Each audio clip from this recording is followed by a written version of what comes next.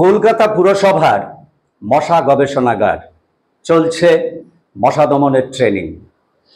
বিভিন্ন স্লাইডের মাধ্যমে দেখানো হচ্ছে কোন মশা দেখতে কেমন, কোন মশা ম্যালেরিয়া ছড়ায়, কোন মশা ডেঙ্গু ছড়ায়, তারা কোথায় জন্মায়, এইসব জায়গা, তাদের লার্ভাকে ধ্বংস করতে গেলে কোন কোন কীটনাশক কতটা ডোজে স্প্রে করতে হবে, কদিন পর পর স্প্রে করতে হবে, এই সব বিষয় এখানে ট্রেনিং দেওয়া হয়েছে। ট্রেনিং দিয়েছে আমাদের vector control officer doctor Sreemoyee Basu, এবং যারা ট্রেনিং নিতে এসছে তারা আমাদের সহকর্মী, আমাদের ফিল্ড কর্মী, বড় 14 বিভিন্ন ওয়ার্ড থেকে আগত সহকর্মীরা।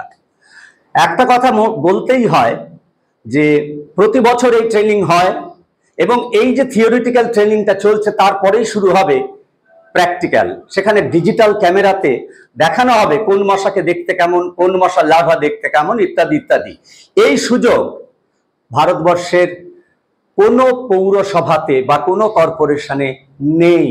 সেই জন্য আমরা পুরসভার স্বাস্থ্যকর্মী হিসেবে গর্ববোধ করতে পারি। এই ট্রেনিং মানে বলে দেয় আমাদের কর্মীরা প্রশিক্ষিত, যা ভারতে নেই।